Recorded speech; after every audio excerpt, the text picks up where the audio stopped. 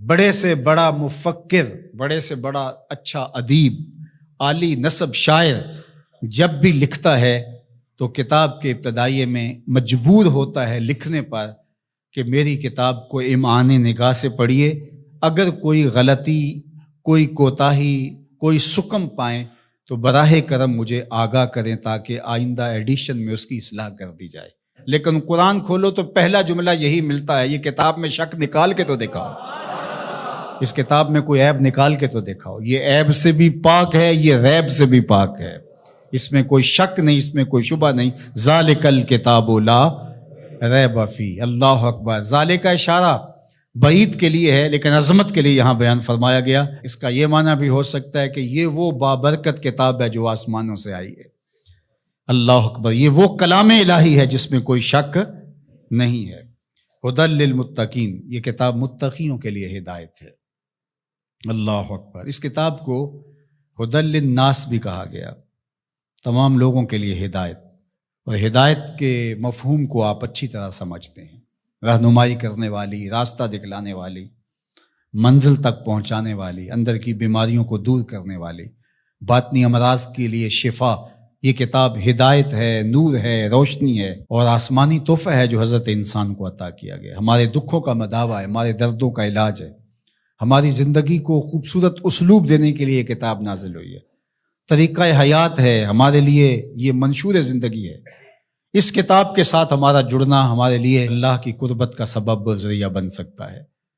تو کہا ھدی للمتقین، یہ ہدایت ہے کن کے لیے؟ للمتقین، متقیوں کے لیے، اللہ سے ڈرنے والوں کے لیے۔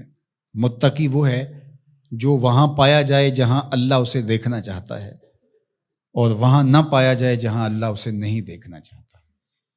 علماء نے تقوی کے درجے بیان فرمائے۔ شرک سے بچنا ایک صورت ہے تقوی کی، کبیرہ گناہوں سے بچنا یہ بھی تقوی ہے۔ مختلف لوگوں کے مختلف درجے ہیں، صغیرہ گناہوں سے بچنا یہ بھی تقوی ہے۔ جتنا منصب بڑا ہوگا اتنا تقوی کا معیار بھی اس کو اتنا بڑا رکھنا پڑے گا۔ امام اعظم علیہ رحمہ، آپ کسی سے قرض لینا تھا تو دروازے کو دستک دے کے آ کے گلی میں دھوپ میں کھڑے ہو گئے، تو کسی نے کہا حضرت دیوار کا سایہ پڑ رہا ہے تو آپ یہیں کھڑے ہو جائیں۔ کہا مکروز سے نفع حاصل کرنا یہی سود ہوتا ہے، تو میں اس ڈر سے سائے میں نہیں کھڑا ہو رہا کہ یہ کہیں مبادہ سود نہ بن جائے۔ تو مختلف لوگوں کا مختلف تقوی ہوتا ہے۔ اللہ اکبر۔ تو شرک سے بچنا عام لوگوں کا تقوی یہ ہے، کبیرہ گناہوں سے بچنا تقوی کی یہ صورت ہے، صغائر سے بچنا یہ بھی ایک صورت ہے، لیکن ہر وہ شے جو خدا سے غافل کر سکتی ہو اس سے بھی بچنا یہ اللہ والوں کا تقوی ہے۔ تو اتقاء کا نور جو رکھنے والے ہیں قرآن، اس کے لیے ہدایت ہے۔ یہاں ایک سوال کھڑا ہوا، وہ یہ کہ قرآن نے ایک دوسرے مقام پہ فرمایا ھدی للناس، یہ قرآن ہدایت ہے لوگوں کے لیے، اور یہاں فرمایا متقیوں کے لیے ہدایت ہے۔ تو جو قرآن متقیوں کے لیے ہدایت ہے تو پھر لوگوں کے لیے جو ہدایت کہا گیا اس میں کیا فرق ہوا؟ تو بات یہ ہے کہ قرآن کی طبع کے اندر تو ہدایت ہی رکھی گئی ہے، قرآن تو نور ہی بانٹتا ہے، لیکن یہاں اس سے اکتساب فیض کون کرتے ہیں؟ وہ متقی ہیں۔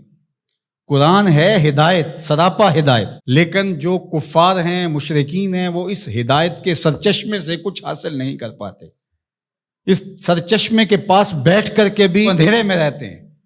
لیکن جو متقی ہیں وہ قرآن سے نور حاصل کر کے اپنی زندگی میں چراغاں کر لیتے ہیں، یعنی اکتساب ہدایت متقی کرتے ہیں۔ لیکن قرآن مجید جو ہے وہ سراپا ہدایت ہے، وہ سب کے لیے۔ اگر کافر بھی ہدایت لینا چاہے تو قرآن اس کو بھی دے گا، لیکن اگر وہ نہیں لینا چاہتا بلکہ اس کی ضد بڑھتی ہے، اس کے اندر جو ہے وہ حسد بڑھ جاتا ہے، اس کی دشمنی بڑھ جاتی ہے۔ قرآن مجید میں اللہ تعالیٰ نے دوسرے مقام پر ارشاد فرمایا وَنُنَزِّلُ مِنَ الْقُرْآنِ مَا هُوَ شِفَاءٌ وَرَحْمَةٌ لِّلْمُؤْمِنِينَ وَلَا يَزِيدُ الظَّالِمِينَ إِلَّا خَسَارًا۔ یہ شفا ہے، رحمت ہے مومنین کے لیے، لیکن جو ظالم ہے ان کا نقصان زیادہ ہوتا ہے، وہ خسارہ زیادہ حاصل کرتے ہیں۔ يُضِلُّ بِهِ كَثِيرًا وَيَهْدِي بِهِ كَثِيرًا۔ اسی قرآن سے کچھ ہدایت لیتے ہیں اور اسی قرآن سے کچھ گمراہ ہو جاتے ہیں۔ تو قرآن کا قصور تھوڑا ہے۔ بارہ کے در لطافت تبش خلاف نیست، در باغ لالا رویت و در شورا بوم خاص۔ بارش کی فطرت کے اندر، طبع کے اندر کوئی اختلاف نہیں ہے، اس کے فردوس بدامہ قطروں کے اندر زندگی ہے، نور ہے، تازگی ہے، لطافت ہے، برکت ہے، حیات ہے۔ لیکن وہی بارش جب باغ میں برستی ہے تو لالا کے پھول پھوٹتے ہیں، گلاب مہکتے ہیں، کلیاں چٹکتی ہیں، یاسمین، نسرین، نسترن اور چنبیلی کے پھول بہار دیتے ہیں۔ اور وہی بارش جب گندگی کے ڈھیر پہ برستی ہے تو تعفن پھیلتا ہے، بدبو پھیلتی ہے۔ تو اب قصور بارش کا ہوا یا اس گندگی کے اندر چھپی ہوئی غلاظت کا؟ اس لیے قرآن ہے شفا، سراسر شفا ہے، سراسر نور ہے، سراسر روشنی ہے۔ لیکن اس کے لیے کیسے ہوگا جس کے اندر کفر کی بدی چھپی ہوئی ہے اور وہ جس سے روشنی لینا ہی نہیں چاہ رہا۔